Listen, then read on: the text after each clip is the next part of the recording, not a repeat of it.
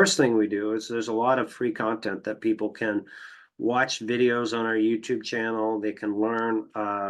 There's over at this time 1,100 videos on our YouTube channel. So we certainly invite you, and you're welcome to sift through those. And there's a wealth of information, and we have live events that support this. So our position here at the Disability Digest is we provide you with all of the information. It's really up to you and as to what you do with it, of course. And this is a helpful tool. The best way that we can help individuals is if they join us as a member. Now, there's no charge for the membership. And the reason why it is the best way that we can help you is if you click one of these buttons or some other way that you find us and register and complete a profile. It helps us understand information about you that will allow us to get a targeted approach to what it is that you need. So for example, your needs, if you have not applied, are going to be different than somebody that's applied and waiting, applied and denied, and applied and approved. There's other information about like your geography, where you live, and if you haven't applied, like how long you've been out of work. So spending a few minutes to complete your profile, answer a question at the end, and getting access to targeted approach is the best way that we can help you. And perhaps you're watching this and you're already a member. Awesome. Thank you. So those are the two main ways that we can help you. Then once you're a member here, not only can we get you the targeted information, you have access to support systems, electronic support. You have access in some instances to people that you can talk to, like tour guides that are advocates here with me today, that can answer questions for you, guide you through, explain our strategy and how it can work. It just saves you a lot of time, because there's no, even with your profile being filled out for your membership, in my experience, there's no two situations alike. Even if you have two people that are 53 that have the same conditions, there's going to be different dynamics there. So that's how we can help you. So I'm going to take a quick break. We'll be back in a few minutes to continue with the next segment of our presentation.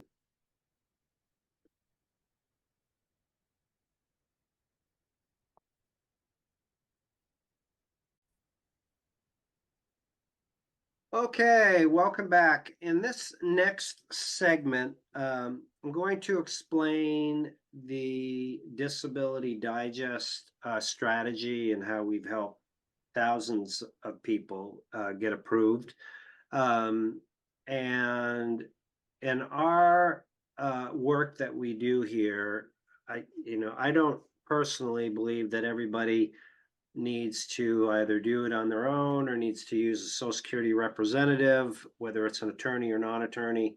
But I do feel strongly that they need to understand both options and then choose what's best for them. So that's the approach that we have here with our two-part strategy. So the first part is we have a disability approval course, and the course has been put together with other industry experts. I'm going to share on my screen here. This is the overview of the disability approval course, and the contributors on the right-hand side. You'll see John Ginsberg, Carl Osterhow, Barbara Mountain, attorney James Mitchell Brown, and then this guy on the bottom. But also members, lots of members have contributed nuggets of information that they have learned through the process, and we learn a lot from them because they're actually in there doing it. So when you join as a member here at the Disability Digest, you get access to the course, and the segments of the course are put together by the contributors here. And how the course works is it takes you through step by step what you need to do.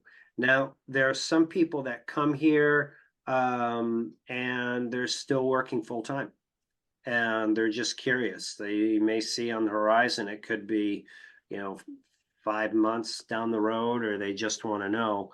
And there's specific things that should be done if you're still working so that in the unfortunate event you have to stop, that you can get your disability benefits approved quick, like the communication with your doctors and the right diagnosis and getting your limitations in your case file, setting up a financial plan, understand what your check amount is, and that type of information makes really easy steps to do that make a big difference.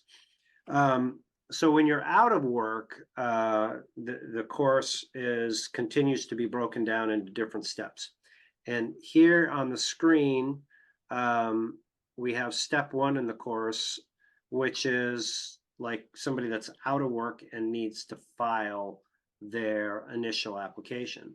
So the needs of somebody at this stage would be different than somebody that has filed and they're waiting for a decision, or the other steps. So I'm going to just break this down and cover some of the key points here of what's in the course. Now, listen, the course is a resource for you to go forward on your own with your case. But if you're using a representative, it's also a great tool to use because you can understand what needs to be done at each step of the way to make sure that your disability representative is doing it and hold them accountable. One of the common complaints that I hear is like, my representative or my attorney is not doing anything, right? So, but oftentimes when I ask people what they should be doing, they're like, I don't know. So this is a resource to help you with that. So for somebody, I'm just going to hit some of the examples. You can get access to the course for no charge. So I'm not going to repeat everything that's in here. But